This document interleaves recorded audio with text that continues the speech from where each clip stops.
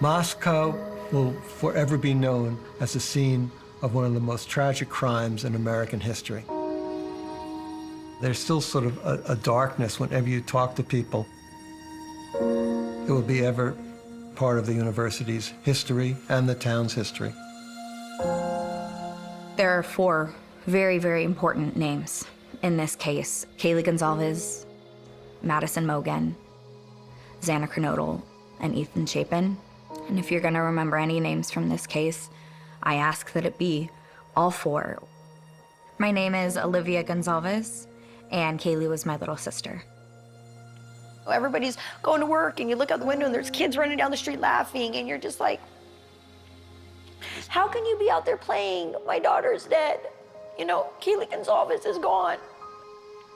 Stop everything. Everybody in the whole world stop. And everything just keeps going.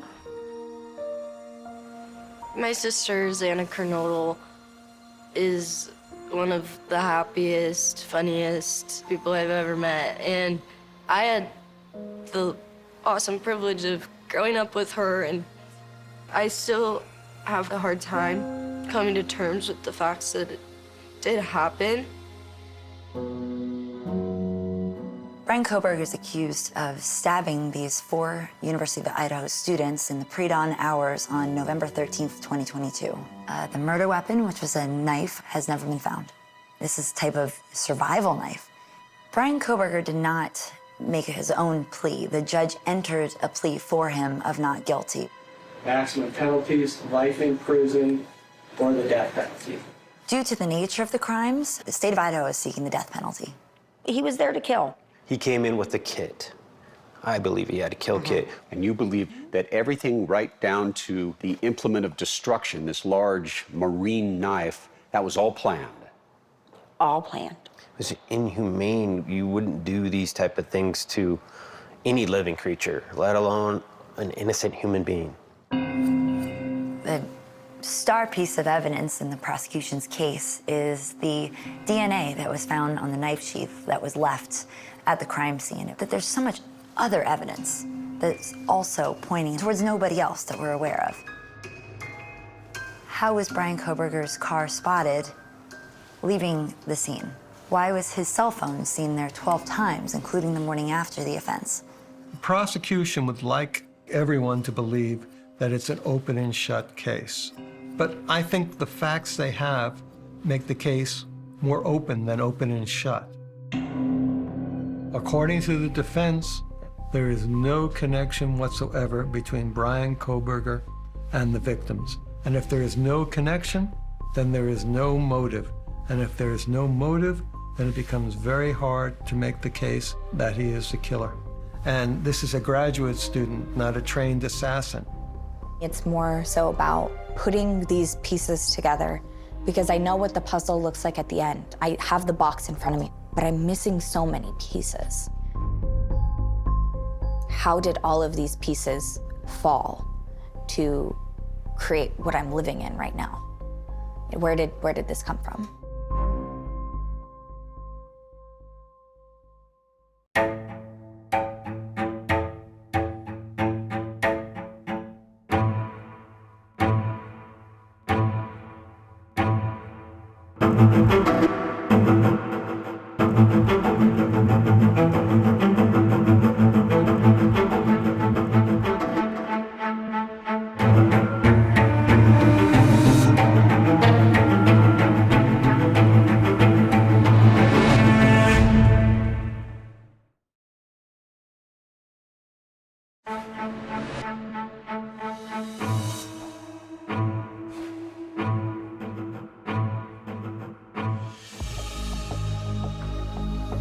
It was not the news Steve and Christy Goncalves wanted to hear.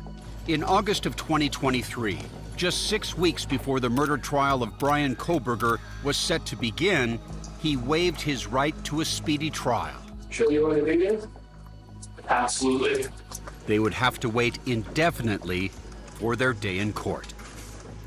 I was really hoping that we could get this show on the road, because the not knowing, it's agony. It's agony. Steve and Christy, the parents of Kaylee, haven't left anything to chance.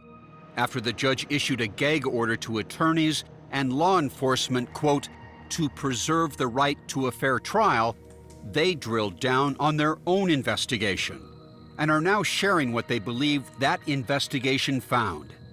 Steve says he believes transparency is the best path to justice. We're not gonna just sit back and cross our fingers and pray that we're gonna get justice.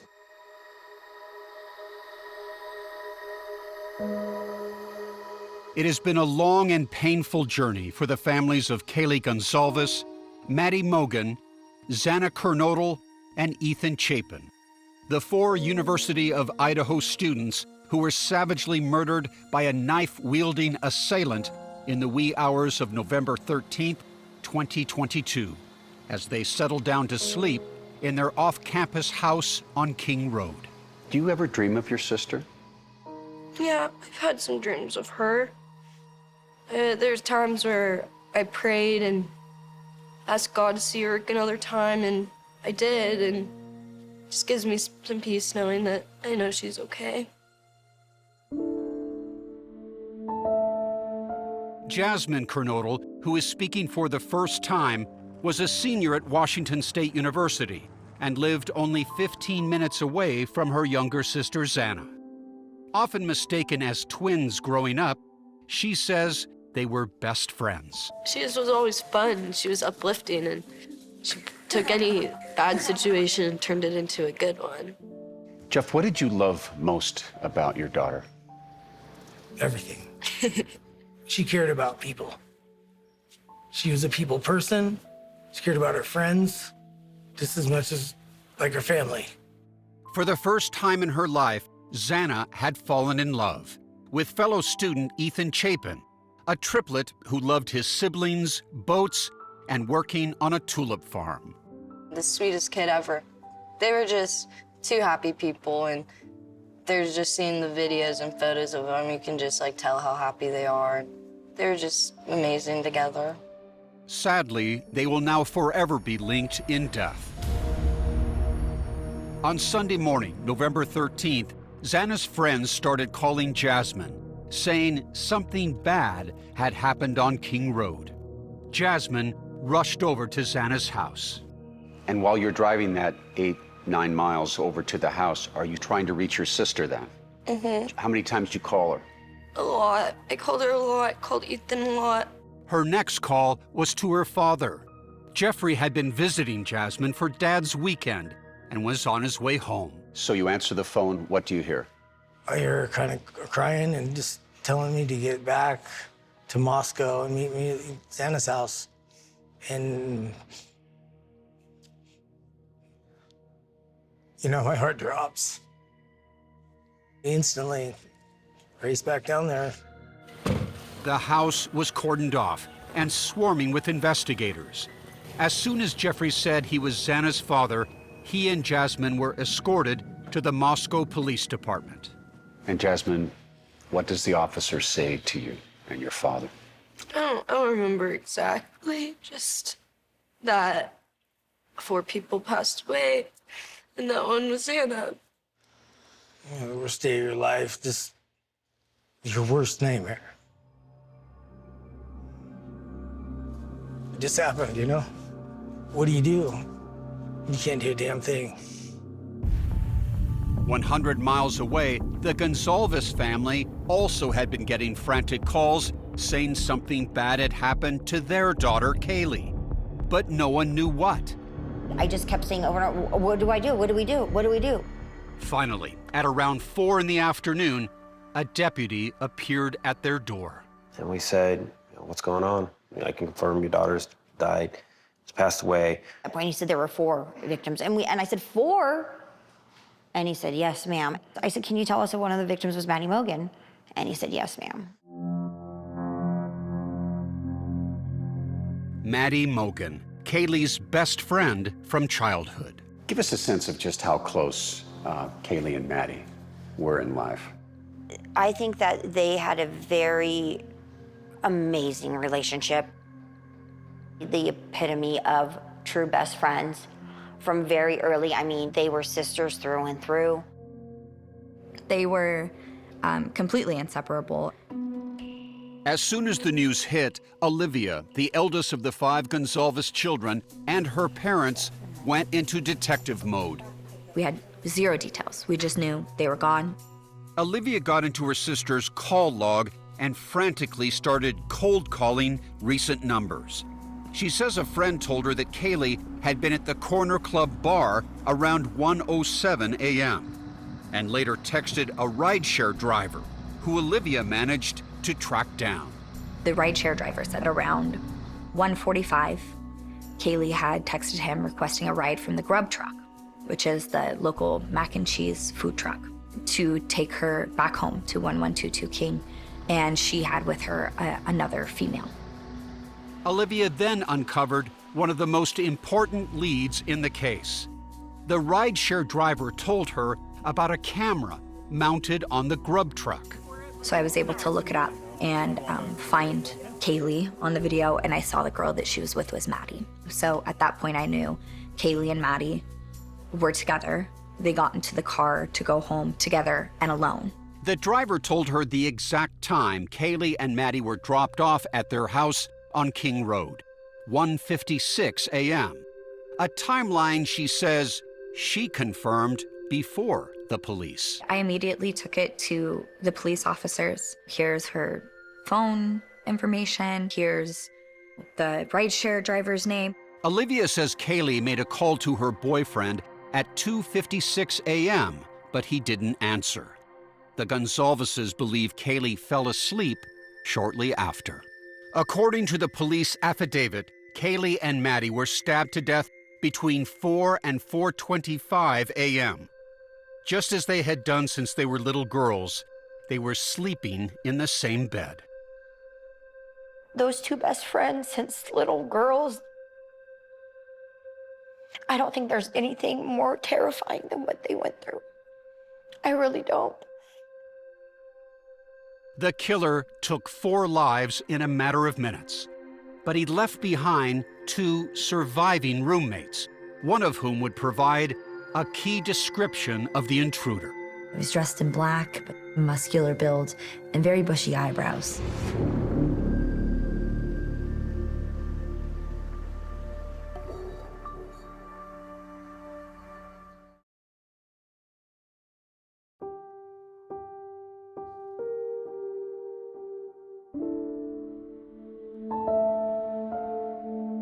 If there is one picture that speaks to the Idaho student murders, it is this: 6 smiling college students, blissfully unaware of the carnage to come. It's staged in a way that is almost, in a strange way, ominously predicting. Investigative journalist Howard Bloom has written extensively on the student murders for Graydon Carter's online magazine, Airmail.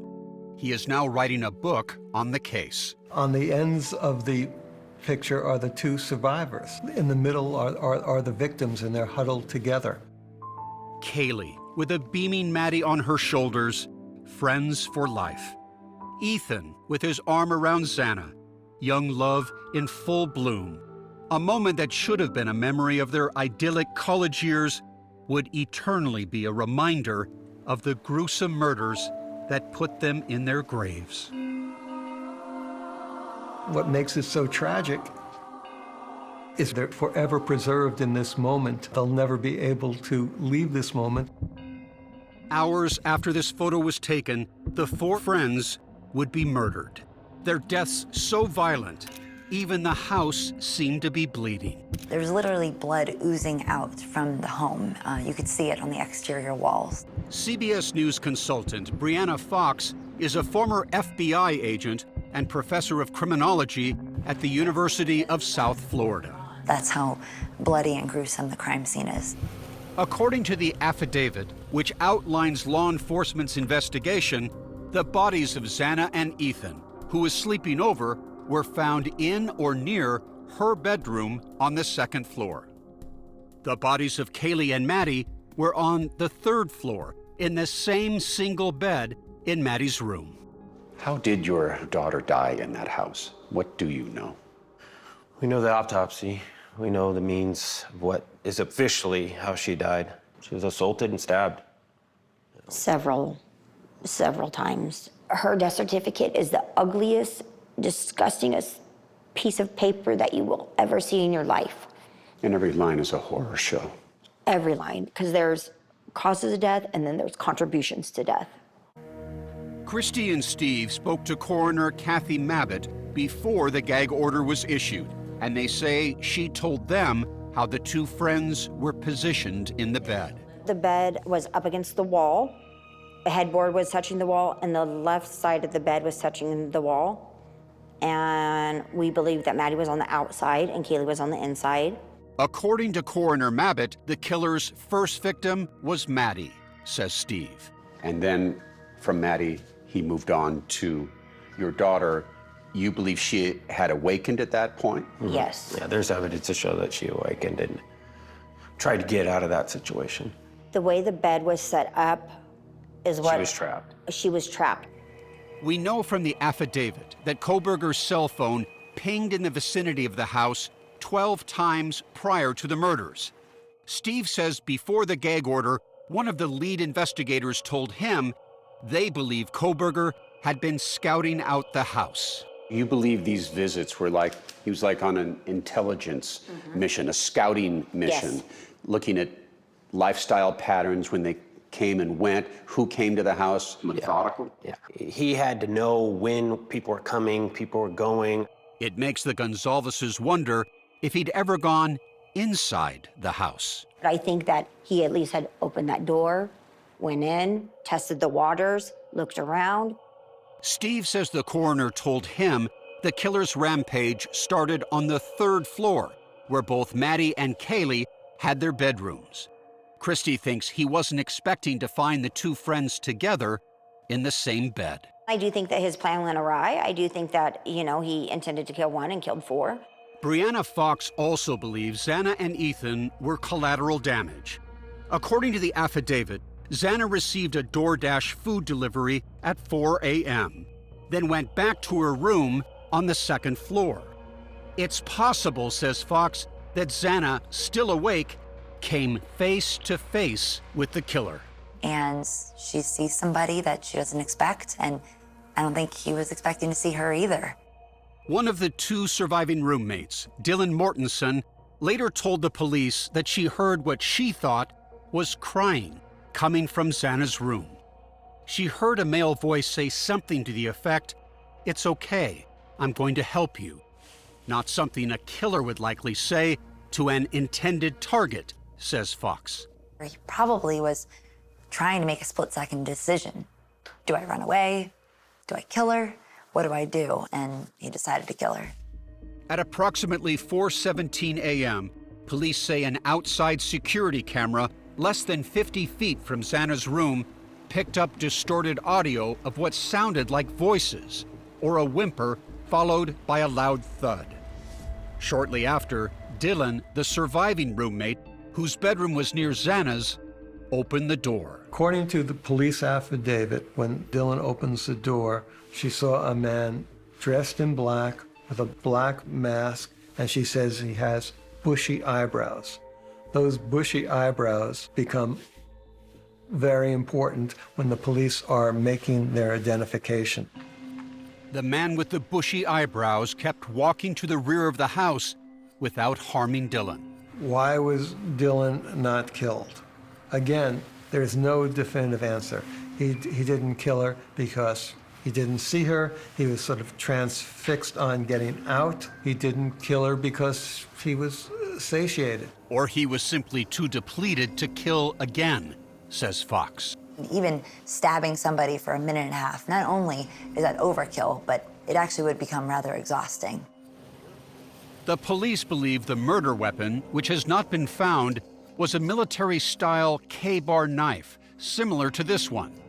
The details are disturbing. This is not a civilian knife. It was actually meant to tear apart bone, ligaments, organs. So this is a extremely brutal and something that you would never expect a person to walk in and want to commit unless they took some pleasure out of the brutality of it. After seeing the intruder, Dylan, the surviving roommate, told investigators she locked herself in her room. It would be almost 8 hours before 911 was called, causing an uproar on social media criticizing Dylan's alleged inaction. But Brianna Fox says it's not unusual for people to freeze or be too afraid to intervene. She had no reason to, know how to handle herself in that moment. According to the affidavit, the male walked towards the back sliding glass door and presumably left the scene. But committing murder and getting away with it are two different things, says Fox. For an offender to get away with a crime, a murder, they have to bat 1,000. They have to be absolutely perfect. If they make one singular mistake, that's all it takes. And that one possible mistake in this case may have been the sheath to the K-bar knife. One like this was found on the bed next to Maddie Mogen. It would lead investigators to the door of a man studying for a career in criminology, Bryan Kohberger, the alleged killer. To see a timeline of the case, go to 48hours.com.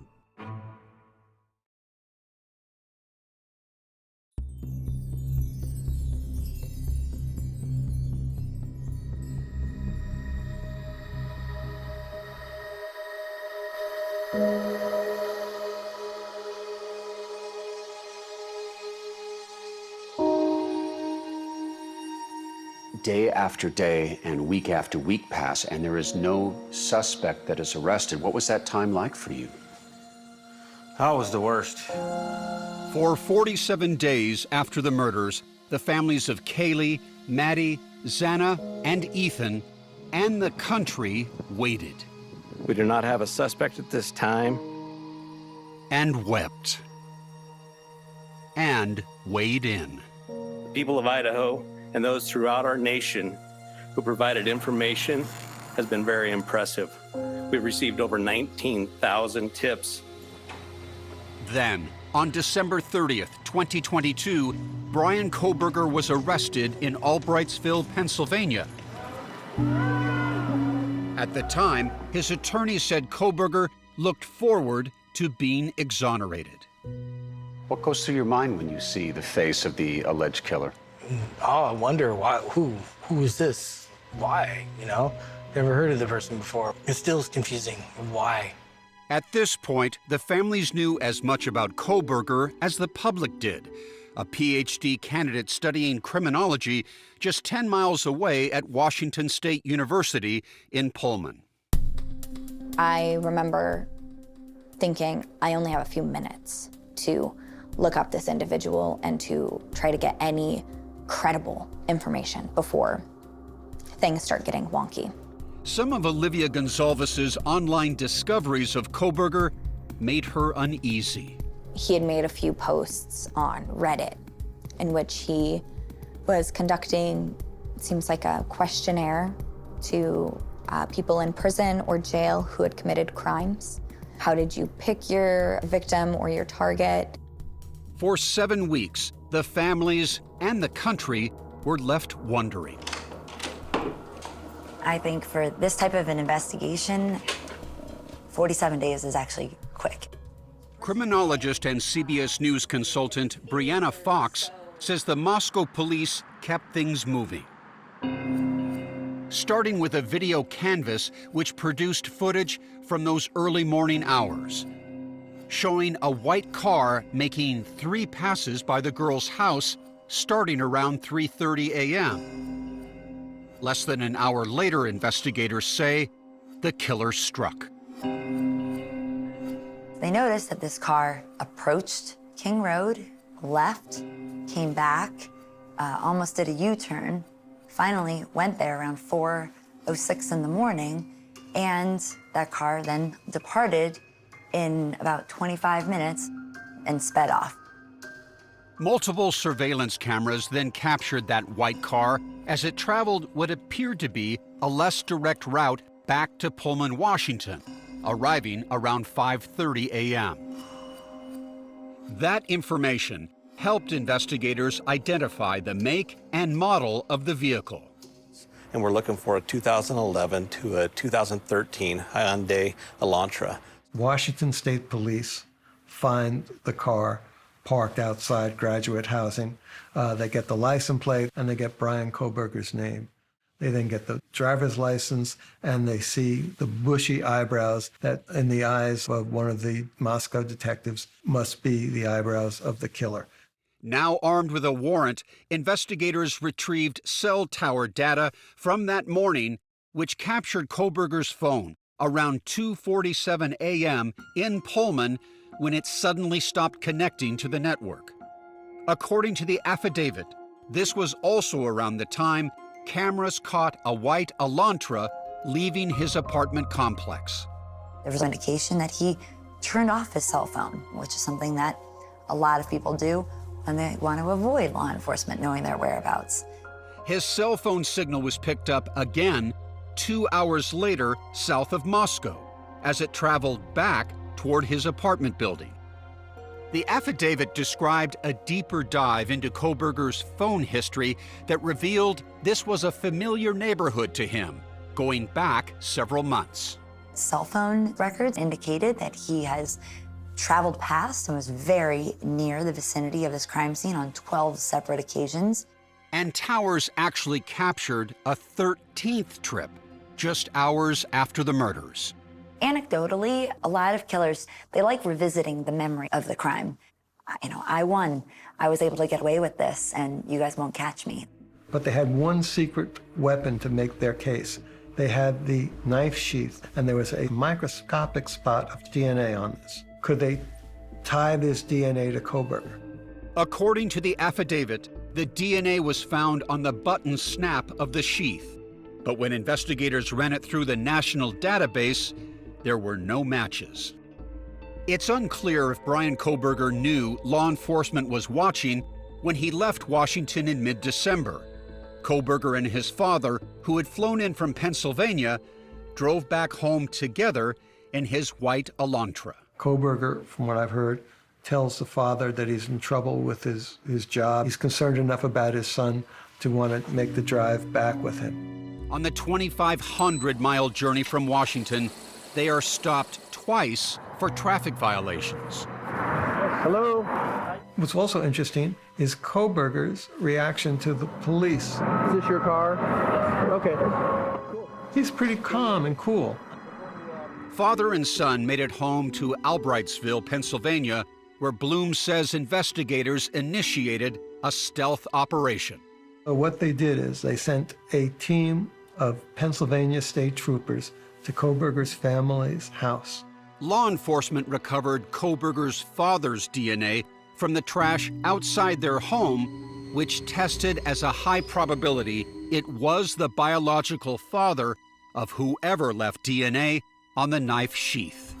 So that was the eureka moment which they decided they could get an arrest warrant. At that point, they made the arrest of Bryan Kohberger, and they got a separate, essentially a search warrant for his DNA. And when investigators compared his DNA to the DNA on the knife sheath, they say it was a statistical match, at least 5.37 octillion times more likely to be Kohberger's than anyone else.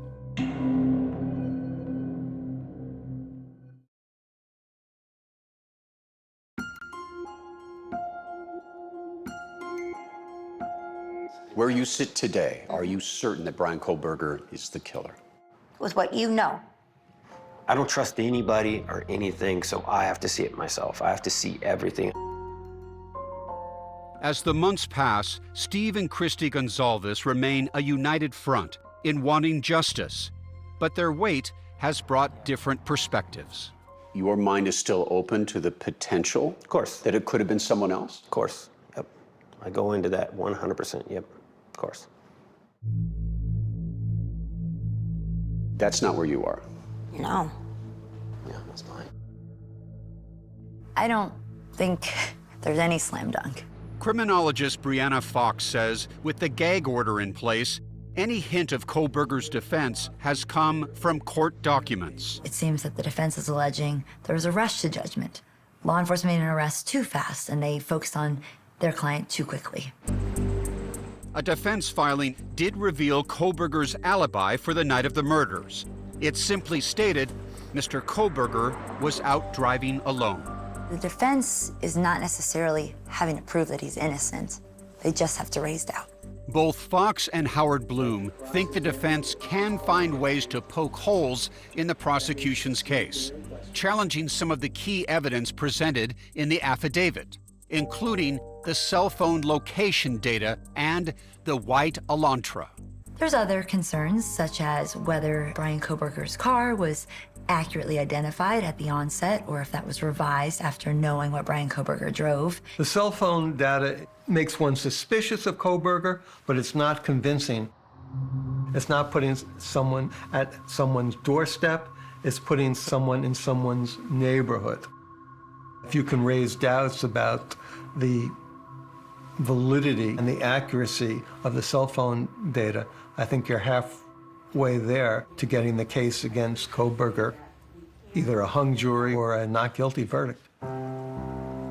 And there's more, according to the defense. That there was no DNA or forensic evidence found from the crime scene at the apartment, car, office, or on Bryan Kohberger's person. So they were basically alleging, how could he have committed such a brutal murder and yet have no evidence found on him of that? After consulting their own investigators, Christy and Steve theorize that Kohberger likely brought what they call a kill kit with him. What do you mean by a kill kit? I think he had a backpack. A change of clothes. We don't know if it was coveralls, pants, hoodie. We don't know. A defense filing also claimed the presence of other unidentified male DNA was found on the premises. 3 separate and distinct male DNA profiles were found from the crime scene. 2 were inside the house. 1 was outside on a glove. The defense wants to know who are these people and what role could they have played in this whole story. So what the defense is doing now is trying to look for other narratives that make sense. Howard Bloom has written extensively about this case, including a piece on a possible alternative defense theory involving drugs. Maybe someone had reneged on a drug payment, and this was a retribution, vengeance for people not paying for drugs they had ordered. I want you guys to respond to one thing that's out there, because speculation that somehow drugs were involved in this attack. That's just Hollywood nonsense. I just dismiss that because I understand our society wants to believe in some of these movies that they watch. They don't have these crazy lives where they're crossing paths with people like that. That storyline of it being drugs gives people a reason to think why it happened, because nobody knows why. And the reason I think it happened is because he wanted to. That's what he wanted to do. He wanted to commit a murder. Bryan Kohberger's defense attorneys argue there's a lack of evidence linking their client to the students. The defense is claiming that the defendant, Bryan Kohberger, and the victims have absolutely no connection. There's no motive. In the minutes after Bryan Kohberger was publicly named, the Goncalves family went online. They just told us the name, and we immediately started Googling. They believed they had found a possible connection through Instagram and immediately took these screenshots. From our investigation of the account, it appeared to be the real Bryan Kohberger account. Among the people this account was following were Maddie Mogen and Kaylee Goncalves, in addition to several people with the name Kohberger. But when we looked through theirs, it appeared to have other family members that were related to him. At first, Steve, who works in IT, was skeptical, thinking someone created a fake account immediately following Kohberger's arrest. But according to the family, they uncovered more possible connections. You would go to Maddie's Instagram account and look at her pictures, and he liked them. Bryan's name was under a lot of Maddie's pictures, like that picture, and that picture, and that picture, and that picture. So he was actively looking at the Instagram accounts. And the importance of that is what? Just digital evidence that this particular account had some type of connection with the victims. 48 Hours has not confirmed the authenticity of this account, which has since been deleted, and the gag order prevents investigators from commenting. After dedicating months looking for their own answers, the Goncalveses say they are mentally prepared for trial, no matter when it begins. I think he's done. He's gonna feel all of us just staring at the back of his head. And he's gonna know that we are the Goncalves family, and he knows what he did to our daughter.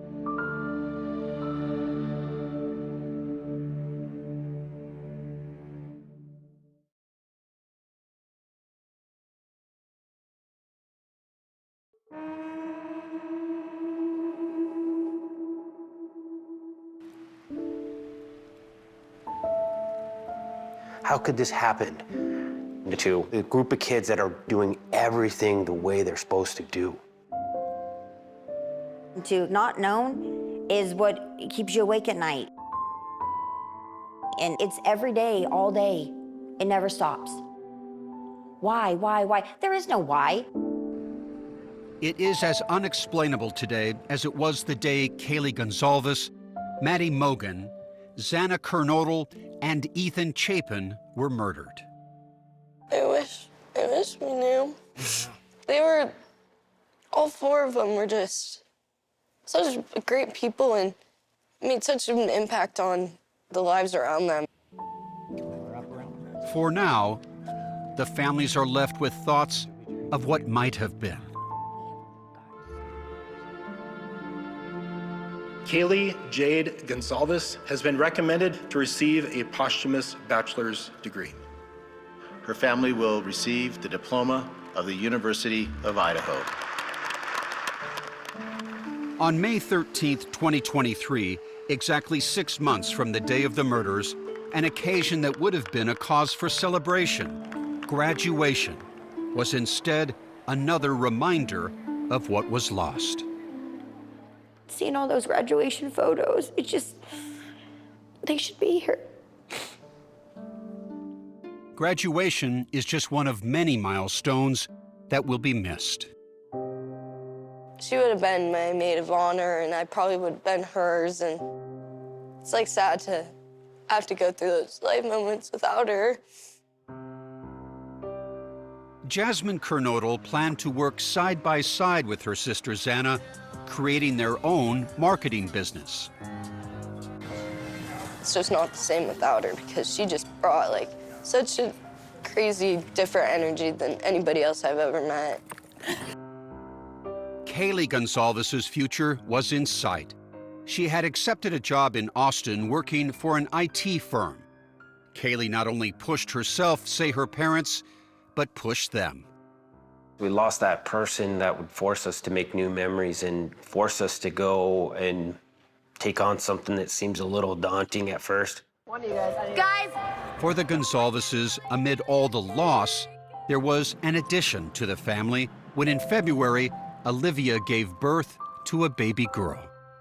So her name is Theodora Maddie Kay. Obviously, Maddie Kay is after Maddie and Kaylee. And if one were to believe in signs, there were, says Olivia, several with Theodora Maddie Kay's arrival. In the hospital, her room number, 1113, was the same as the date of the murders, November 13th. And eerily, the time of birth, 4:21 a.m., is in the time frame that Kaylee and Maddie are believed to have been killed. To have birth and life and firsts, first giggles, first walks, that they would be there somehow, even if it's just in namesake. This is the Goncalves family. Maddie has truly been a blessing in our lives. I'm Xana's sister. The families of Kaylee, Maddie, Xana, and Ethan have all searched for ways, sometimes together, to cope with a horrible new normal. We all are always going to be there for each other, and it's just difficult. We're all going through it in our own ways. For Ethan's parents, Stacy and Jim Chapin, One way of coping involves creating a foundation, Ethan's Smile. Ethan just had a great smile. I mean, he smiled all the time. Raising money for scholarships by selling tulips planted in honor of Ethan, who had worked at a tulip farm. So Ethan will live on through the foundation. That's what motivates us to do this. How do you live with this, Jeff? It's not easy. Just gotta keep going, you know? I think just like living our lives like Xana would want us to. I know that she would want us to talk about the life that she lived and to be her voice right now. She had a beautiful smile. Her and Maddie. The memories that we shared, we don't do it lightly because they are very private memories, and sometimes it feels like I'm giving away a part of them. But I do it for the importance to realize how great of a loss it is. Because nothing's gonna bring them back.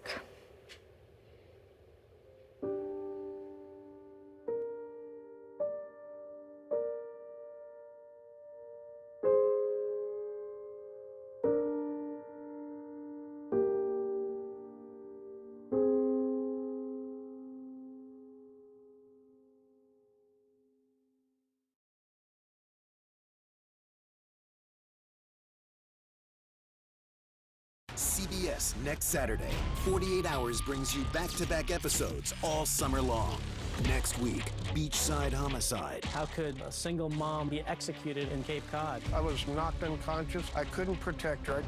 48 Hours crime time double feature next Saturday on CBS and streaming on Paramount+.